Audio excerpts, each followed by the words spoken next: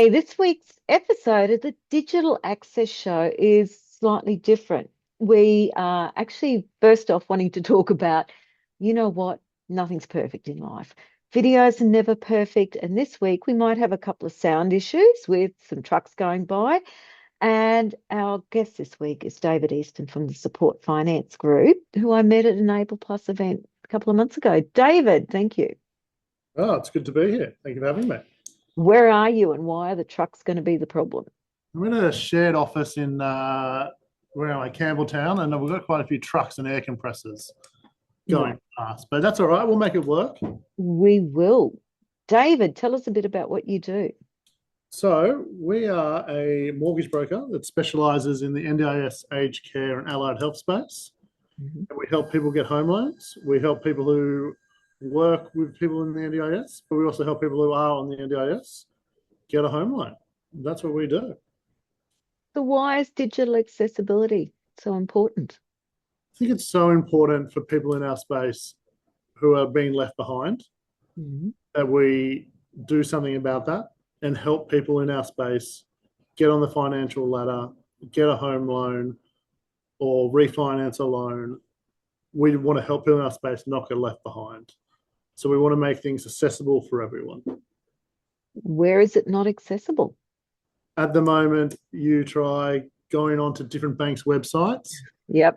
you're going to get nowhere. Yep. You go to 10 different banks' websites, maybe you'll find one which might be accessible.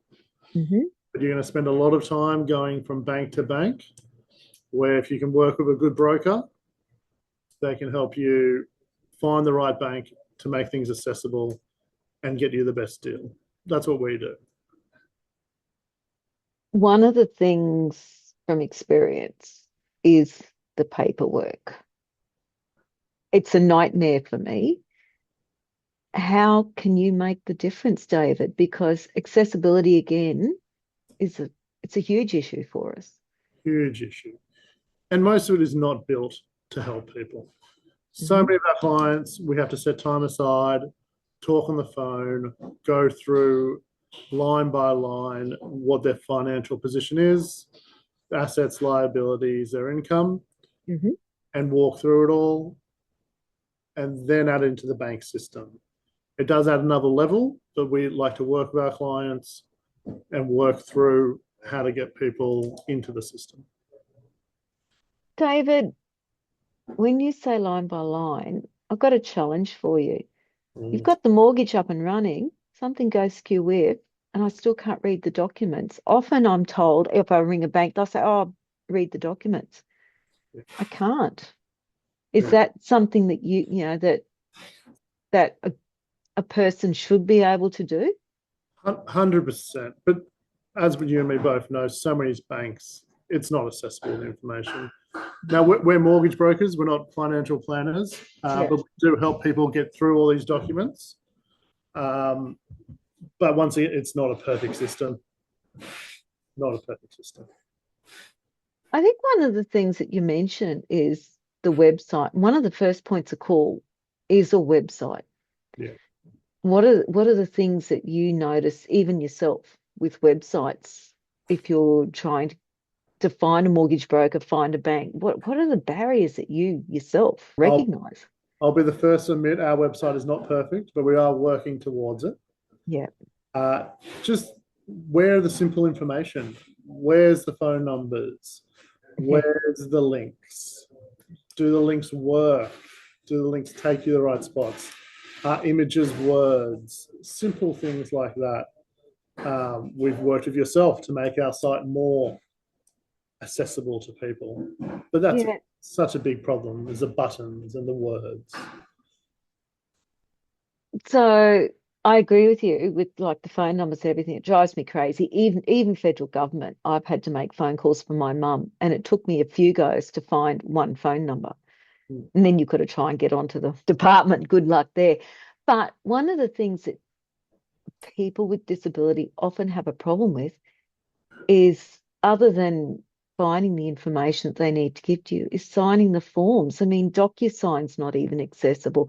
What's the legal requirements for signing mortgage broker forms in Australia? So along the East Coast in South Australia, we are up to e-signatures. Hmm. There's still a few issues in Tasmania where they still want wet signatures. What's a wet signature? So pen to paper to Yep. get the deal done. There are a few banks that still want a bit of pen to paper to get deals done, which make things Hmm. very challenging. So, but most of the banks are, coming to the 21st century, and we are e-signing documents. But as you said, if my clients can't read the documents, e-signature is not going to help us. We still need to work with our clients and go through each document to make sure that they're comfortable with it. So how do you do that? Seriously, I know what's been done for me, but what is the way it should be done? The way it should be done is all the information should be given to our clients in a readable, for our software programs to be able to read the documents. Yeah. But then also, as we've discussed in the past, there's other people in the process besides your mortgage broker. You and me have both spoken about good lawyers in the past. Yes. I'm not sure if I'm naming them today. You can go for your life because they are So great. Kelly's lawyers are very good when it comes to this sort of stuff, Yeah. helping people get through these documents. Because once again, we're a mortgage broker and we're here to help, but there are other experts that have to come in along the way. Yeah. So when we think about the mortgage documents, everything else, that's fine. Once it's done, there's still the issue of how do you know if something's skew with because the bank statement might not be accessible. How I know for me, I actually go online every day and check my bank account because the bank statement's not accessible. But some people, that's time consuming. You add two or three young kids, disability, it's tiring. It's very tiring. And I honestly don't know how people do it. And you have to have a lot of faith in the system, which is that, we shouldn't. We should, be able to check things ourselves. Yeah. But no, it is a challenge. I agree. And it's all about finding someone you can work with to help you. But once again, we're not checking daily for you, but Yeah. we will revisit these sort of things every 6 months to make sure you're on the best deal. I find a lot of people in our space don't refinance their home loans. They're very happy just to have one and they'll just set and forget. Where we But, really to work with people. but the thing is, if you set and forget, I know in the past we've talked about, better interest rates and with what's happening in our economy right now, because it's Yeah, pretty, with the negative equity that you're seeing in places, yeah. how, it's draining to suddenly have to go and look at refinancing again because then you're suddenly adding in rates bills, water bills, Yeah. electricity. None of them are accessible too. Collecting all those documents is not easy. It takes time. That's where we really come in and work with people, take our time, show them what they need to do. But once again, it is hard to get these documents that you need from Yeah. other people. I agree, 100%. It's difficult. Okay. Let's take, no, mind you, investors are just not investing at the moment anyway. But okay, you've got a person with disability. Say, well, let's pick me. We'll go for sight again because, I'm an easy one to pick on. And I come to you and say, oh, David, I want to invest. Suddenly, it's not just in a normal mortgage. You have your lawyer where you've got a legal point of signing there, which that has to be pen to paper, doesn't it? Parts of it do, and once again, it's what jurisdiction you're in. Each part is different. That's why we need good lawyers to work with in each state that I work in. Yeah. So, Then you have accountants because suddenly it's an investment property, which it could be trusts, it could be all types of things there. yep. And then there's one other, property managers. Manager, yeah, very important part of the process. How good are they? Are they accessible? No, most of the ones Really? I've dealt with have not been. That's another level. This is where you and me need to go find ourselves a really good property manager to work with because a lot of the documents are not accessible there either. Why not? Laziness. Yeah, But yeah, I'll call out the government. yeah, They need to, lift their game in that space. yeah. But that's on both sides of the equation. That's for renters and the Yeah. landlords. 100%. Yeah. Yeah, it's definitely part of the process where, maybe people in our space are getting left behind because they don't want to deal with that. Oh my God, I'm going to take you down another rabbit hole. Well, no, here we go. Oh, here we go. He says, what about, okay, I can never drive, so it doesn't affect me. But a person that has, let's take a power wheelchair, Yep, right? Now, the type of vehicles that they need to be able to use would be quite expensive. yep, There would be so many problems even with that, because again, it's still the same paperwork, yep. but barriers again, isn't it? Barriers again. Funding for that is a whole nother level of complexity. Yeah. And it's an Uh, everyday challenge for people. So, where is the actual start of the problem, do you think? Oh, society not taking these things seriously. Um, Okay. I mean, our main thing is just trying to help each individual get through the process. So for us, it's isolating each person and looking at their abilities and Hmm. how we can help them through the process. Once again, I'm sure we can't fix everyone's problems or help everyone, Mm. but we try to just take it one person at a time and show them what we can do and hopefully push them in the right direction if we can't help them. What is the best way for a person with a disability to find a mortgage broker that really understands it? Because I can guarantee I can go and talk to 6 mortgage brokers, and every one of them will say, oh, won't be a problem. We can do this. However, I know it is going to be a massive problem for me. Speak to your mortgage broker, explain what your concerns are. Mm. If they just send you a blank link going, just fill this out, they might not be the mortgage broker for you. Uh, Yep. Find a mortgage broker who is going to work with you in the way that you need to be worked with. Hmm. Find a mortgage broker which knows which banks to take you to, which may have more accessible documents. That's a good point. Hmm. That's a really good point. So some of the banks are very good, some are very poor. What can you do? Can you assist? Like, can you advocate to the banks? Do they take any notice? They don't take any notice of a little mortgage broker like me, but I do like to send them nice little emails now and then saying I'm taking my business somewhere else because my client couldn't assess your documents. Oh, nice. And what's the response that you get? They don't care. They don't care. I don't get much of a response. But that's all right. We'll chip away at it. This is a battle. It's a long-term battle. Yeah.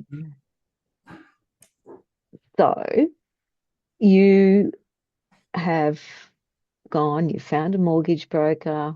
They've said, yeah, we can do this. They seemed all right. And they're not you guys. Yep, that's fine. Oh, and suddenly you're into it and they start sending you all these documents, pages, because those mortgage broker documents are really big and long Huge. and they can be overwhelming. Can a person walk away? Yeah, 100%. Don't be scared to walk away. Never feel pressured to sign a document without the proper advice and without fully understanding it.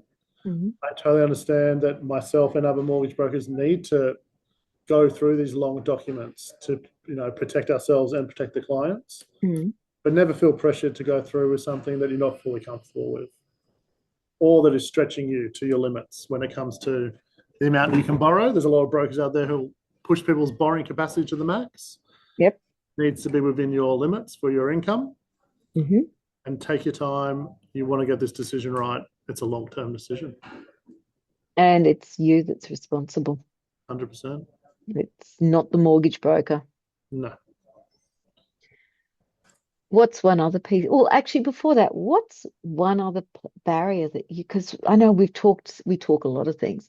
What's one other barrier other than disability where you see there's huge problems that just incorporating better communication methods is going to fix? Yeah, I mean, And language across the board. We oh, have of course.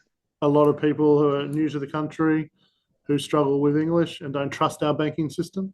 So Mm. we do a lot of work with people who work in our space who English might not be their first language, walking them through the documents, making sure they understand the commitment they're signing up to. And we don't want to leave people behind. We want people to get on this property ladder. We want people to get car loans so they can do their jobs. We want to help people in our space across the board. And, you know, a lot of people in our space are too busy caring for others to look after their own financial health. Actually, that's a good point. Hmm. Because it does get down to you don't have time. Don't have time.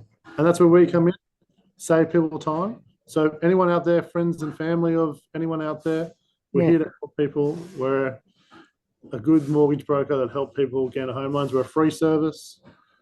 And at the moment, it's very important to refinance if you're having any financial stress or financial issues, because it's tough out there at the moment. It's not easy. And it's also really important to make sure you understand what you're signing. And that's what we're basically saying, isn't it? Yeah. If you can't understand what you're signing, don't sign it. Yeah. Yeah. Don't sign it. Don't risk it. Yeah. David, where can people get in contact with you? I'm big on LinkedIn, so Support Finance Group, David Easton, or my website, supportfinancegroup.com.au. And we're here to help people in our space get home loans, refinance, reach out if any friends or family need a hand. Thank you, David. We've only touched on the outside of the rabbit holes that we could have possibly gone down. I mean, there's legal, there's financial planning implications, there's so many things. We might have to do this again, I think, because I think we could have a bit of fun with this. But it's a real world problem. It is people with disability and people where English is a second language that really feel this problem. And yeah, just be careful. Be careful. Thanks, David. Listen, Digital Access Show, we're actually after some advice this week. What can we do to make it better? David, if you've got any ideas with the Digital Access Show, we'd love it. We're never going to have perfect sound. We're never going to have perfect video. We're not Channel 9, Channel 7, Channel 10, any of those big broadcasting. We're a small group that talk to people in the disability sector, in the elderly sector, the aged care sector, about where are the barriers for communication. So we want to know, what barriers are we unwittingly putting in place that we don't know? David, please tell us if you think of any. And we'll see you next week on the show. Thank you. If you like what we do, please share, review, like, subscribe. You can find all our old podcast episodes on YouTube and also on our website, dasat.com.au. And we really do and would love to receive any feedback that you can give us. So we'll see you next time on the Digital Access Show. Bye-bye.